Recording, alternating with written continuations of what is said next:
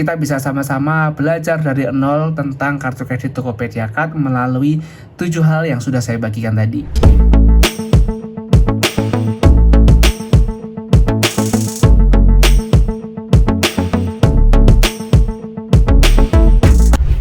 Belajar kartu kredit Tokopedia Card dari nol.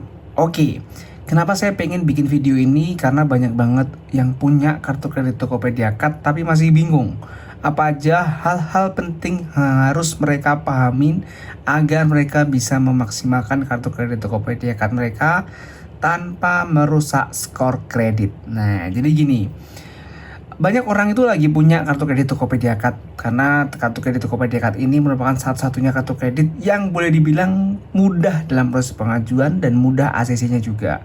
Saya akan coba bikin 7 informasi penting yang harus kalian tahu kalau kalian punya kartu kredit Tokopedia Card. Oke, kira-kira apa aja?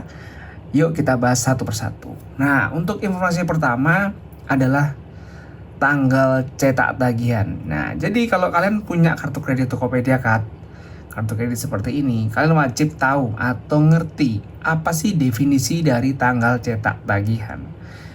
Jadi tanggal cetak tagihan itu adalah tanggal di mana semua transaksi kalian akan dirangkum, dijadikan satu, dan dicetak, dan akan ditagihkan ke kita untuk kita bayar.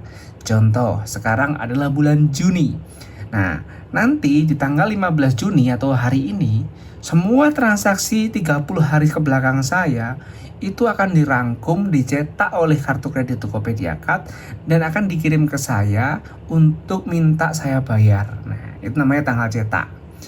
Nah, tanggal cetak itu kan cut off-nya tanggal 15. Cuma untuk emailnya itu akan masuk dari kita maksimal tanggal 18. Jadi kalau udah tanggal 15 bukan berarti langsung email masuk ada tagihan gitu, enggak. Tapi kalian harus nunggu dulu tanggal 18. Nah, beberapa orang pemegang kartu kredit Tokopedia Card ada yang menerimanya dalam bentuk email, ada yang menerima dalam bentuk hard copy. Hard copy itu maksudnya kayak amplop gitu, jadi ada fisiknya yang dikirim ke rumah kita. Ada yang seperti itu. Dan kekurangannya apa? Kalau dikirim lewat hard copy, kita harus bayar sebesar 30.000 kalau nggak salah. Jadi cukup gede, mending pakai email aja, kena biaya e-statement doang sebesar 5.000 rupiah. Nah, kalau kalian masih dikirim pakai hard copy dan kena biaya 30.000, saran saya ubah aja atau ganti aja tagihannya biar dikirim lewat email. Itu gampang, tinggal telepon call center Bank BRI. Itu yang pertama. Yang kedua terkait dengan jatuh tempo. Kalau kalian punya kartu kredit seperti ini, kalian juga harus paham namanya jatuh tempo. Kalau tadi di poin 1 saya udah jelasin kalau ada namanya tanggal cetak tagihan, di mana Bank BRI itu akan menagihkan sebuah jumlah transaksi yang udah kita lakuin. Dan itu harus dibayar sebelum jatuh tempo. Standarnya atau normalnya kartu kredit Tokopedia Card jatuh temponya itu adalah 17 hari setelah tanggal cetak. Kalau tanggal cetaknya tanggal 15 ditambah 17 artinya ya sekitar tanggal 1 atau tanggal 2 di bulan berikutnya. Tergantung di bulan ini sampai tanggal 31 atau enggak. Kalau sampai tanggal 30 doang berarti tanggal 2. Kalau sampai tanggal 31 berarti tanggal 1 bulan depan. Intinya tanggal 1 atau tanggal 2. Kalian harus ngerti bahwa semua tagihan yang udah diminta untuk kalian bayar itu harus dibayar sebelum itu. Oke, itu yang jatuh tempo. Nah, selain itu mungkin kalian bingung dan nanya, Pak, kan saya udah tahu nih tanggal cetaknya, saya udah dikasih tahu nih total tagihannya, dan Bapak udah menjelaskan juga tentang jatuh temponya, kapan batas saya bayarnya. Cuma pertanyaan saya satu, Pak, cara bayarnya gimana? Nah, oke. Apakah bisa langsung ke bank? Apakah harus ke ATM tertentu? Nah, cara bayarnya saya kategorikan menjadi 2 sebenarnya. Real time dan tidak real time. Maksudnya apa? Real time dan tidak real time. Kalau real time, begitu kalian bayar, semua transaksi yang kalian lakuin atau pembayaran itu otomatis langsung tercatat di sistemnya Bank BRI. Maka namanya real time. Tapi yang tidak real time atau non real time, kalian bayar sekarang, nanti tercatatnya nunggu dulu sekitar 3 hari kerja. Nah, contohnya apa? Contohnya yang real time adalah pembayaran melalui aplikasi BRI Mobile Banking atau biasa disebut BRIMO. Atau kalian juga bisa pakai ATM BRI. Nah, kalau kalian pakai 2 metode itu, begitu kalian bayar, sejumlah tagihan yang udah ditagihkan tadi sebelum jatuh tempo itu otomatis langsung masuk di detik itu juga. Begitu transaksinya sukses, itu langsung masuk. Nah, keuntungannya apa ya? Keuntungannya kalian bisa bayar pada saat jatuh tempo kurang sehari itu bisa bayar karena langsung masuk gitu. Nah, ketika kalian sudah selesai membayar, limit kalian juga akan naik. Naik sesuai dengan jumlah pembayaran yang kalian lakuin. Oke? Untuk yang non real time atau ketika kalian bayar nggak langsung masuk, itu kalian biasanya bisa pakai Tokopedia, bisa pakai Shopee, bisa pakai Blibli, bisa pakai bank lain atau pakai Dana. Itu nggak real time. Jadi begitu kalian bayar, kalian disuruh nunggu dulu nih 3 hari kerja untuk proses verifikasi, baru pembayaran kalian diterima oleh Bank BRI. Kekurangannya apa? Kekurangannya kalau kalian bayarnya mepet-mepet. Contoh, tanggal jatuh temponya tanggal 2. Ternyata kalian bayarnya tanggal 1. Kalau kalian bayarnya pakai Brimo atau ATM BRI, itu langsung masuk pembayaran kalian. Jadi kalian nggak akan terlambat.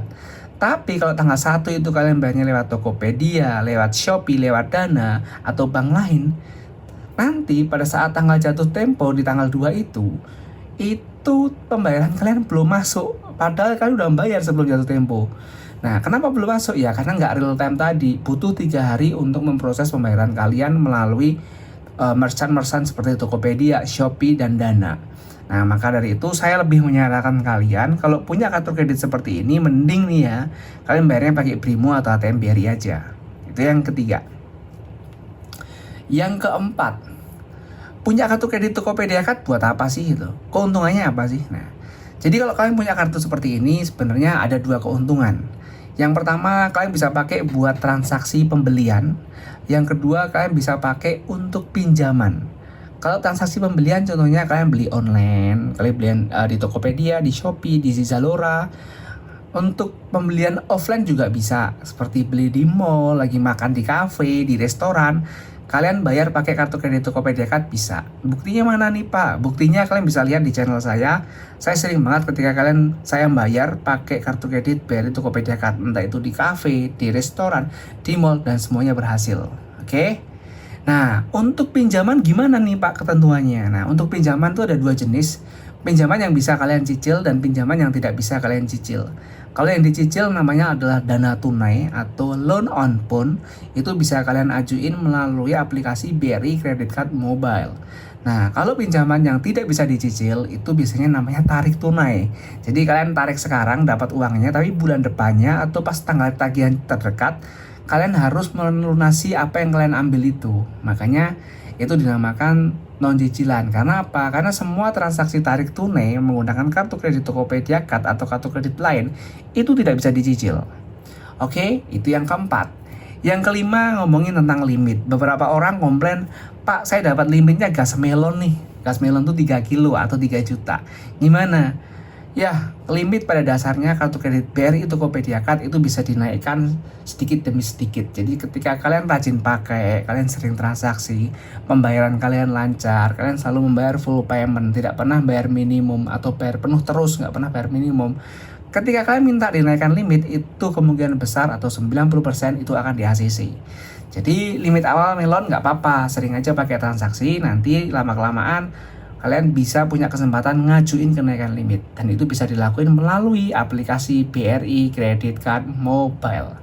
Oke, itu yang kelima.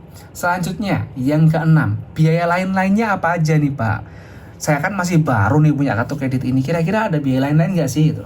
Oke, biaya lain-lain yang pertama adalah annual fee atau biaya tahunan.